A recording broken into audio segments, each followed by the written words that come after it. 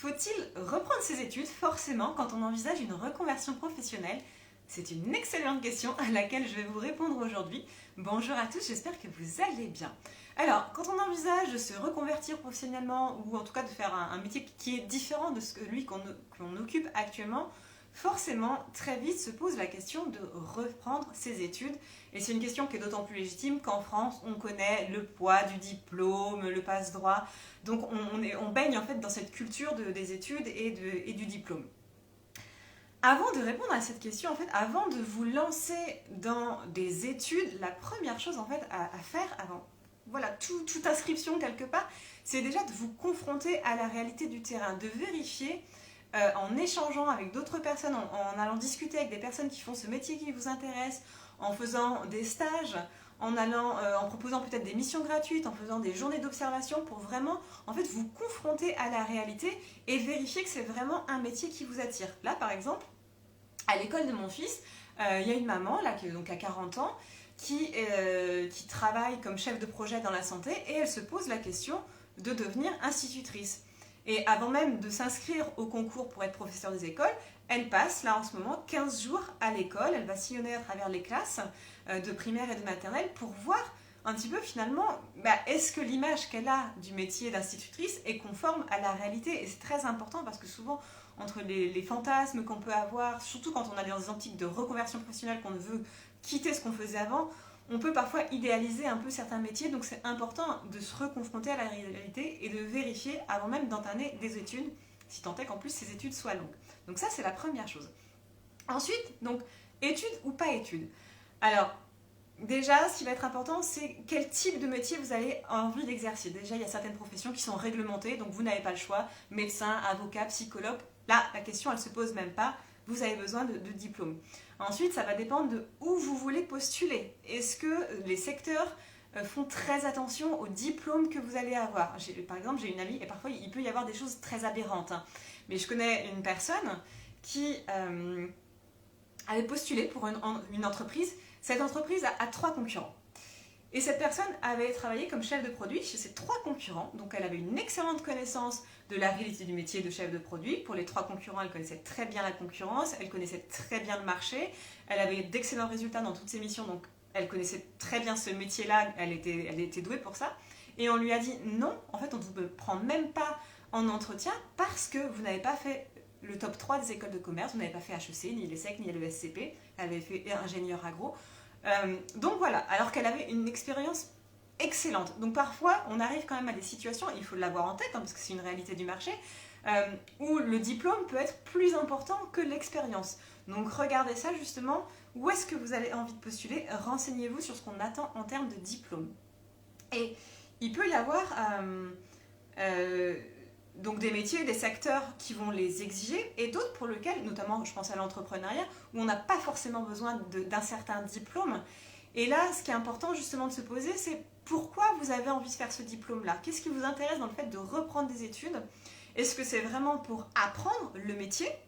Et là, vérifiez bien que le diplôme va vraiment vous apprendre le métier, parce que autant c'est vrai souvent sur les métiers manuels, oui, quand on passe la formation, on apprend toutes les manipulations, donc c'est important d'y passer. Sur les professions intellectuelles, c'est pas toujours le cas. Et moi, si je reprends l'école de commerce, hein, pour être honnête, quand on fait une école de commerce, et moi j'en avais conscience quand je l'ai faite, je savais très bien que je n'y allais pas pour acquérir des compétences. Ici, il y a certaines compétences que j'ai apprises, mais ce n'étaient pas des compétences pour faire un métier. On ne peut pas dire que c'est en ayant fait une école de commerce que j'ai appris à faire des études marketing. J'ai peut-être eu un cours en 3 ans, mais je savais que c'était qu'on paye finalement, on paye un diplôme pour accéder à certaines entreprises. Exactement ce que je vous disais pour l'exemple de tout à l'heure. Quand on a fait HEC, ESSEC, ESCP, on peut accéder à certaines entreprises. Donc regardez en fait, est-ce que ce diplôme-là va vraiment vous donner des compétences qui vont vous servir à exercer le métier que vous allez faire? Vraiment, dans un cas de reconversion professionnelle, c'est vraiment très très important de l'avoir en tête, de vous assurer de ça. Est-ce que c'est juste un passe-droit, si je caricature, hein, j'exagère un peu, ou est-ce que c'est vraiment ce qui va vous donner les vraies compétences pour vous sentir compétent et légitime quand vous allez démarrer? Et justement, en parlant de légitimité, c'est important aussi de savoir pourquoi vous voulez reprendre les études. Est-ce que c'est vraiment pour acquérir de réelles compétences? Enfin, est-ce que vous êtes sûr que justement vous allez avoir ces compétences? Ou est-ce qu'il y a derrière un petit syndrome de l'imposteur qui se cache, un petit sentiment de je me sens pas très légitime, du coup si je suis diplômée, si je suis certifiée, bon, peut-être que j'ai déjà des compétences mais je me sentirais un peu plus fort. Et dans ces cas-là, je vais être franche avec vous. En fait, le diplôme ne vous apportera pas du tout ce sentiment de légitimité et vous allez ressortir à la fin du diplôme avec ce même sentiment d'imposture et de légitimité. Et là, ce qui va être vraiment important avant toute chose, ça va être de travailler justement sur votre confiance en vous, sur le fait de prendre conscience que oui, vous avez des compétences, oui, vous avez des talents pour faire ce métier. Ça, c'est des choses qu'on fait. Enfin, moi, je sais que quand je vais accompagner sur cette thématique-là de la reconversion, on va travailler sur la confiance en soi, sur le sentiment de légitimité, parce que c'est très important, surtout quand on redémarre dans un métier, de bien l'ancrer. Donc, regardez si c'est juste pour rassurer un sentiment d'imposture, c'est pas une bonne raison. Si c'est vraiment pour acquérir des compétences, très bien. Et dans ces cas-là, regardez quelles sont vraiment les études qui vont vous amener le plus rapidement possible finalement à votre objectif, parce qu'il peut y avoir des études qui peuvent être très longues, qui peuvent être très bien, hein, mais regardez en termes de durée et en termes de commodité par rapport à vous, qu'est-ce qui va être le plus facile pour vous? Parce que est-ce que ça va être une formation à distance? Est-ce que ça va être des cours du soir? Est-ce que ça peut être peut-être pas un parcours classique type, je sais pas, DUT, master ou une grande formation sur 2-3 ans? Peut-être que vous allez picorer. Quand je dis picorer ici, c'est pas négatif. Bonjour. You learn little word. C'est vraiment d'aller regarder finalement, peut-être ça peut être des morceaux de formation qui peuvent vous servir. Par exemple, si vous voulez travailler dans le marketing, peut-être que vous allez faire une formation sur le personal branding, peut-être sur l'identité visuelle, peut-être sur la communication sur les réseaux sociaux, peut-être sur tout ce qui va être, je sais pas, blog, WordPress. Enfin, regardez, parfois, on peut trouver d'autres formations et mises ensemble, en fait, vous apporter vraiment ce dont vous avez besoin pour faire le métier dont vous avez envie.